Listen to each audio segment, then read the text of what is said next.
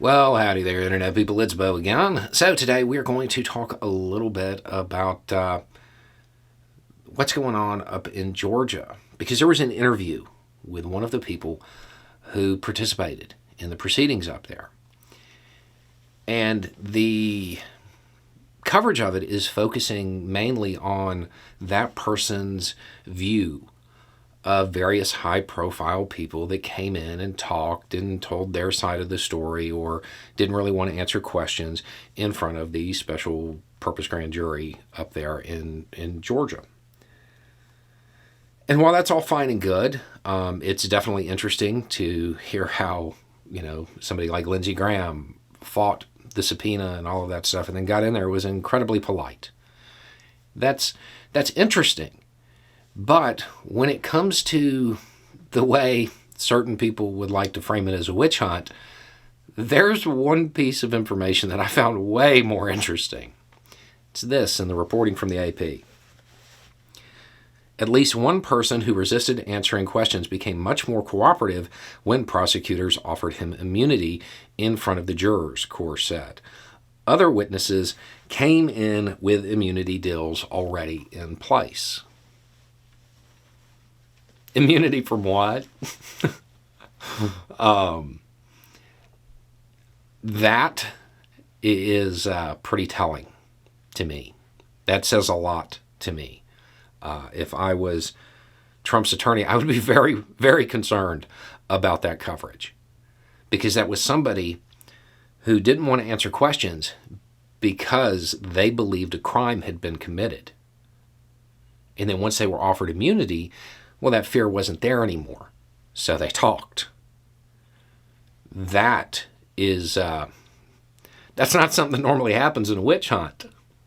That seems like there might be something that was wrong, that people knew about, something that might have been illegal, and the person exercising their Fifth Amendment right against self-incrimination, they decided that once they had immunity, well, they didn't really need to worry about it anymore. And they talked.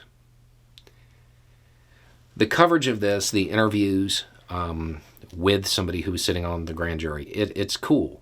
And it's definitely worth reading them because it shows how grand juries work. And it shows it also talks about the lengths that they went to for security. And all of it is incredibly interesting. But that little tidbit, somebody saying, I'm not talking, well, we'll give you immunity. Well, let me tell you what I know. That's telling. That is telling, and that is something that I imagine we're going to see that material again. This is one of those things where the best case for Trump was that everybody went in there and said they didn't know what happened and that it was all a witch hunt, it's politically motivated, it's a farce, so on and so forth.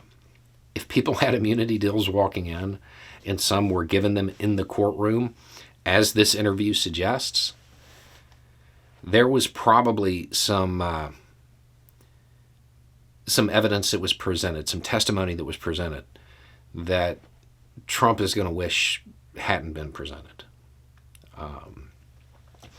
So while the whole interview and all the coverage is interesting, that part right there, really interesting. That may lead to future developments. Anyway, it's just a thought. Y'all have a good day.